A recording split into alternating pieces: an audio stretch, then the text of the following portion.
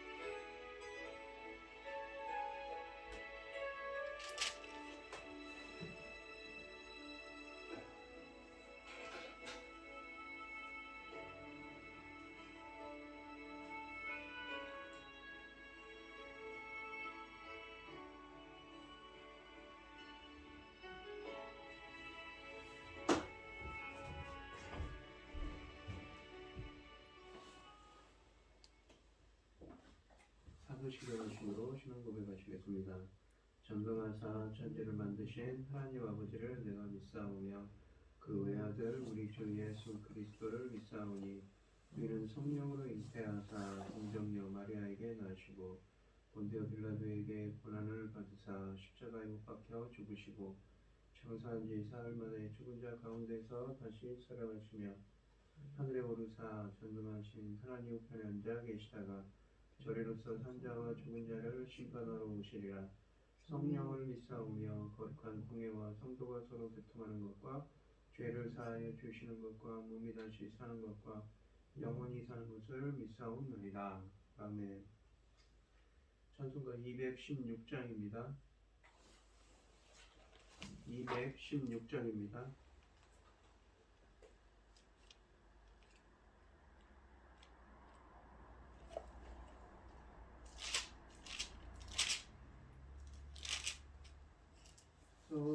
성자의 귀한 몸 날 위하여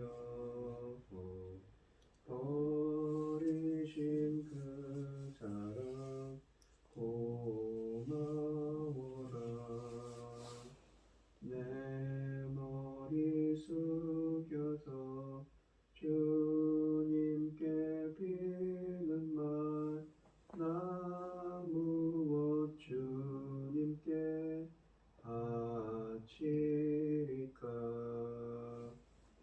지금도 날 위해 간구하신 이 옅은 믿음이 아옵나니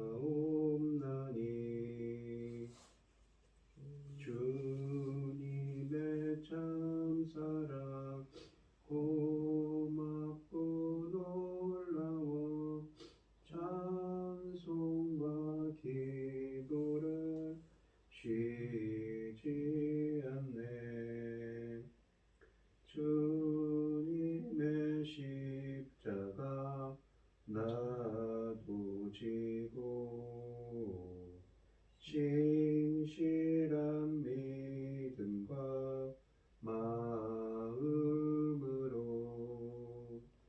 형제의 사랑과 친절한 위로를 내게나 베풀게 하옵소서.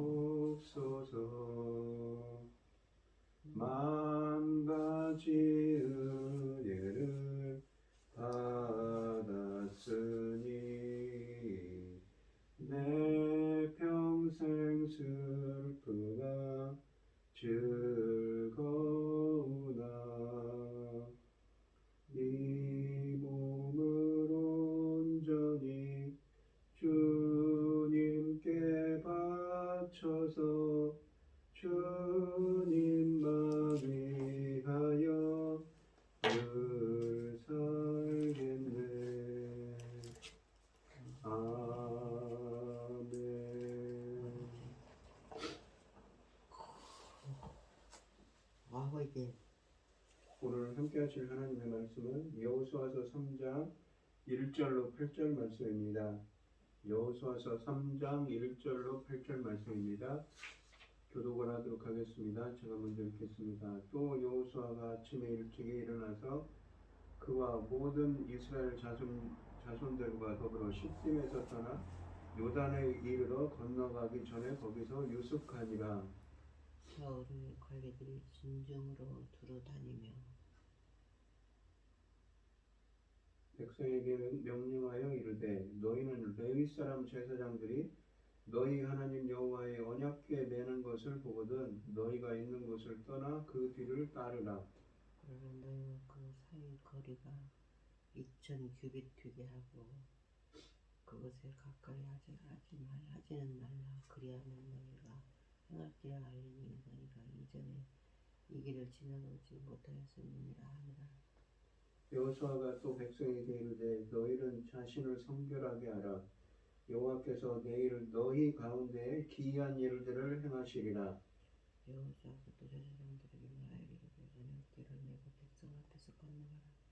아멘. 곧 언약궤를 메고 백성 앞에 백성의 앞서 나아가니라.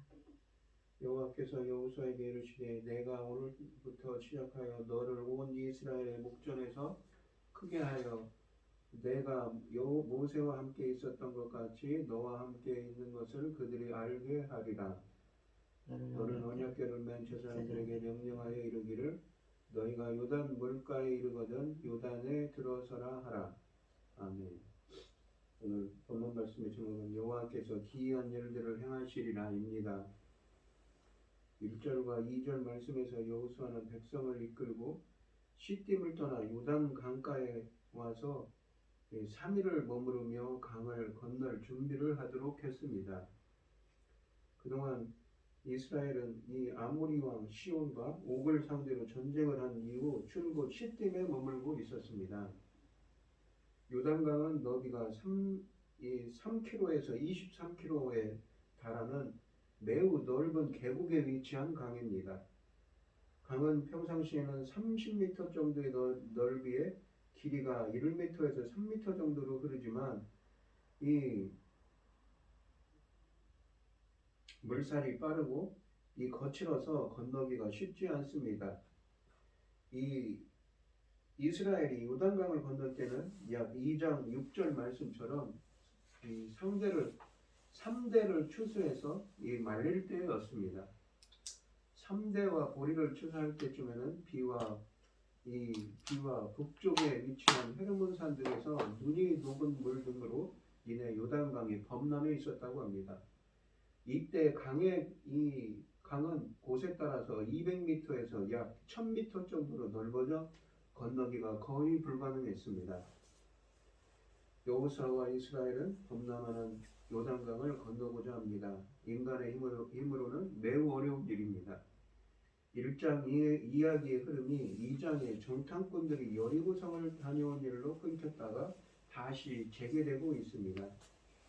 이미 언급한 것처럼 2장은 1장의 일을 설명하기 위하여 잠시 며칠 뒤로 돌아가 1장에 기록된 일의 정황적 배경을 설명했습니다. 그러므로 여호수아가 1장 11절에서 3일 후에 강을 건널 준비를 하라고 했는데 이 3장 2절에 언급되는 3일이 바로 그 3일입니다. 여호수아가 1장에서 3일 후에 강을 건널 것이라 라고 선언한 후 이스라엘 사람들은 그 3일을 어떤 생각을 하며 보냈을까요?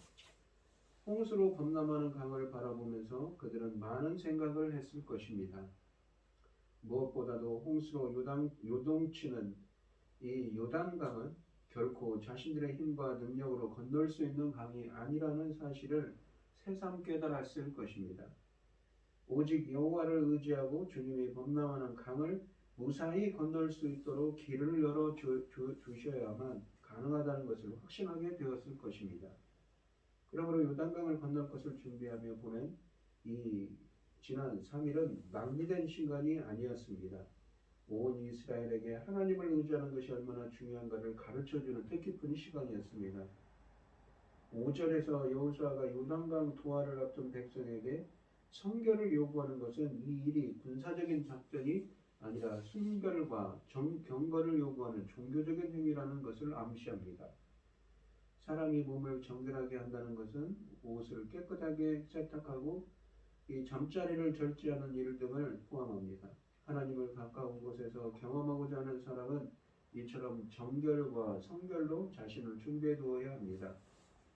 3절과 4절 말씀을 보시면 드디어 강을 건너기 전날 주의관들은 진을 두루 다니며 백성에게 제사장들이 언약궤를 메고 요단강을 건너면 뒤따라 건널 것과 법궤와 자신들 사이에 약 2000규빗은 약 900m 정도의 거리를 유지할 것을 당부했습니다.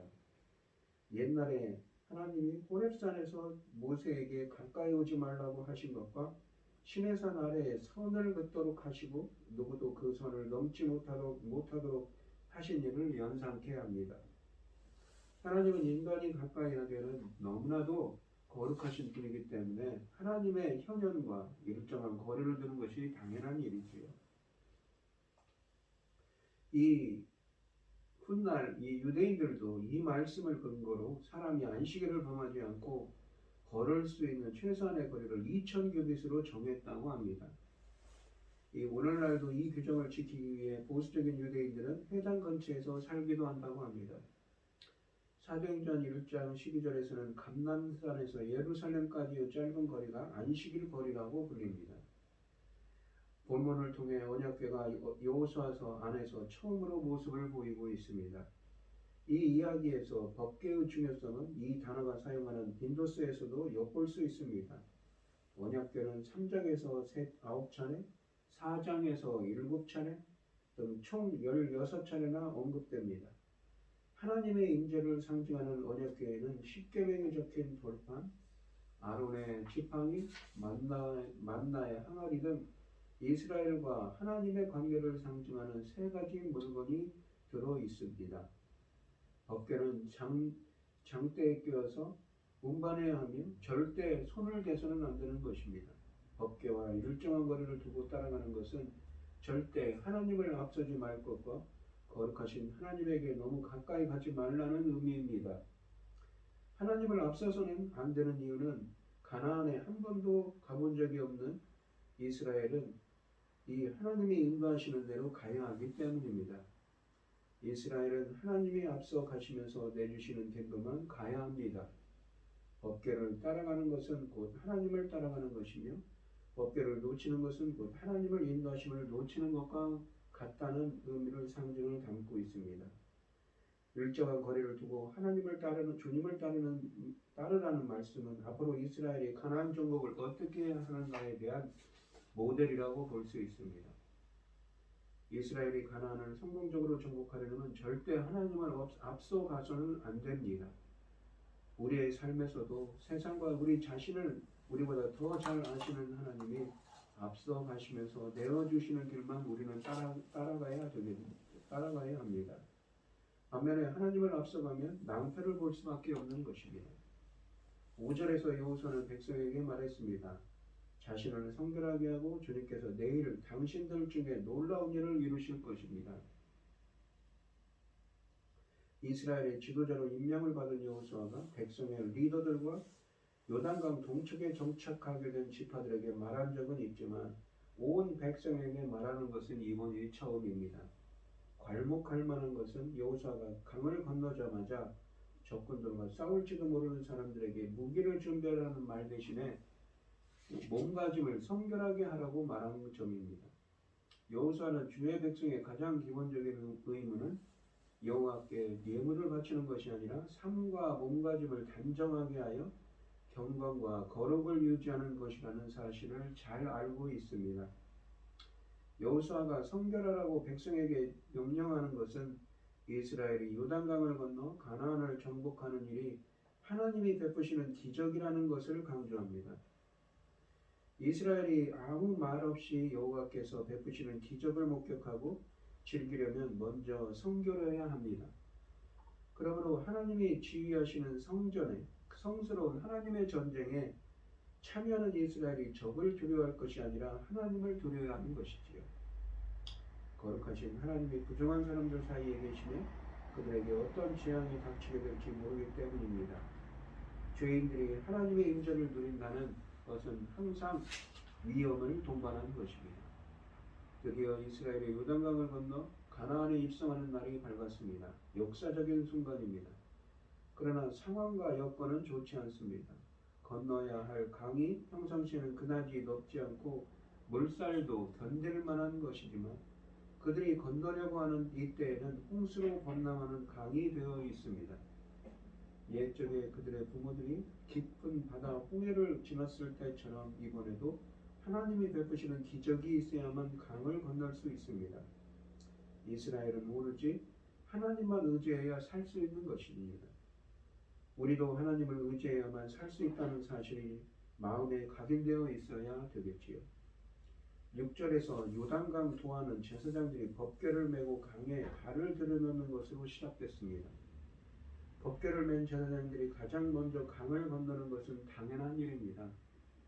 하나님이 앞서가며 백성에게 길을 인도하시는 것을 상징하기 때문입니다. 그 그들은 앞서가시는 하나님을 따라가며 인도하심을 받아야 합니다. 우리의 삶에서도 꼭 하나님의 뒤를 따라가야 되겠지요. 하나님을 앞서서는 안 되는 것입니다. 7절을 보시면 강을 건너는 날 하나님이 여호수아에게 이날의 이스라엘을 통하여 자신이 모세와 함께 하셨던 것처럼 여호수아와 함께 하신다는 사실과 여호수아를 이 백성의 지도자로 세우셨다는 사실을 모든 사람에게 보이시겠다고 선언하셨습니다. 하나님이 여호수아를 높이실 때를 말씀하고 계신 것이지요. 사람들은 요즘 시대를 자신이 스스로를 열심히 광고해야 하는 자기 PR 시대라고 합니다. 그러나 성경은 명예와 존귀는 하나님이 주시는 것이라는 사실을 누누이 강조합니다. 주님께서 맡겨주신 사역을 열심히 하다 보면 언젠가는 하나님이 우리를 높여주실 날이 올 것입니다. 요단강을 건너던 날 여호수아가 온 이스라엘 앞에서 존귀하게 된 것처럼 말입니다. 온 이 백성이 요단강을 건너는 이 날은 이스라엘에게 참으로 역사적인 순간이며 이지만 동시에 하나님이 여호수아를 백성의 지도자로 세우셨다는 사실을 공개적으로 확인해주는 날이기 때문에 여호수아 개인에게도 더없이 기쁘고 영광스러운 순간입니다. 하나님이 범람하는 요단강을 가르는 여호수아의 홍해를 가른 모세와 여호수아와 이 요단강을 가르는 여호수아와 홍해를 가른 모세가 다를 바가 없다며 여호수아가 새로운 모세라는 사실을 온 천하에 알려주실 것입니다. 한 가지 재미있는 사실은 하나님이 여호수아를 통해 백성에게 괄목할 만한 기적을 베풀어 그의 리더십을 부각시키는 것이 아닙니다. 여호수아가 한 일은 오직 백성과 지도자들을 명령으로 준비시킨 것뿐입니다. 이 여호수아가 리더십을 확고하게 할 수 있었던 것은 결코 그가 이룩한 업적을 통해서가 아닙니다. 그가 리더의 권위를 누리게 된 것은 하나님이 요단강에서 이루신 기적과 모세를 통해 주신 하나님의 말씀에 대한 여호수아의 순종 때문이었습니다. 또한 하나님이 여호수아를 높이시는 것은 백성 앞에서 그의 위상을 높여주시기 위한 것이 아니라 하나님이 그와 함께 하신다는 사실을 온 천하에 드러내기 위해서입니다. 7절과 8절에서 하나님은 이 여호수아에게 이미 여호수아와 지도자들이 백성에게 말했던 것처럼 법궤를 맨 제사장들에게 먼저 강을 건너도록 명령을 내리라고 하셨습니다. 요단강 도하는 전쟁 무기가 아닌 여호와 하나님의 임재를 앞세운 가나안 정복의 시작인 것입니다. 오늘 본문 말씀을 보시면 이 시간 하나님의 임재를 상징하는 법궤가 이스라엘을 인도한 것처럼 우리들도 하나님의 뒤를 따라야 합니다. 우리도 주님의 뒤를 따르고 또 우리의 앞길도 주님이 이 법궤가 인도해 주신 것처럼 하나님의 임재가 우리를 인도해 달라고 간절히 기도하는 여러분들이 되시기를 바랍니다. 기도하겠습니다. 하나님 아버지 감사합니다. 이스라엘이 요단강을 건너기 위해서 하나님의 임재인 법궤를 따라갑니다. 저희들도 주님을 따르게 하여 주시옵시고 친히 주님께서 이스라엘 백성들을 인도하신 것처럼 친히 주님께서 저희들을 인도하여 주셔서 저희들도 정말 하나님의 인도하심을 온전히 따르는 저희들이 되게 하여 주시옵소서. 이 모든 말씀 거룩하신 예수님 이름으로 기도합니다. 아멘. 하늘에 계신 우리 아버지여 이름이 거룩히 여김을 받으시오며 나라의 마옵시며 뜻이 하늘에서 이룬 것 같이 땅에서도 이루어지이다. 오늘날 우리에게 일용할 양식을 주옵시고 우리가 우리에게 죄 지은 자를 사하여 준 것 같이 우리 죄를 사하여 주옵시고 우리를 시험에 들게 하지 마옵시고 다만 악에서 구하옵소서. 대개 나라와 권세와 영광이 아버지께 영원히 있사옵나이다. 아멘. 오늘 주신 말씀 가지고 기도할 때요 온전히 주님의 임재를 쫓아가는 우리도 주님을 따르는 자가 되게 해달라고 기도하시고 또 친히 주님께서 우리를 인도하시는 은혜가 함께 해달라고 간절히 기도하는 여러분들이 되시고 어려움을 당하신 분들과 각자 기도 제목을 가지고 주여 삼청하시면서 통성으로 기도하도록 하겠습니다. 주여 주여 주여 아버지 하나님 감사합니다. 오늘도 주님의 임재를 따르는 주님의 인도하심을 받는 온전히 받는 오늘 하루가 되게 하여 주시옵소서. 주님을 따르는 하루가 되게 하여 주시옵소서. 아버지 주시옵소서. 주시옵소서.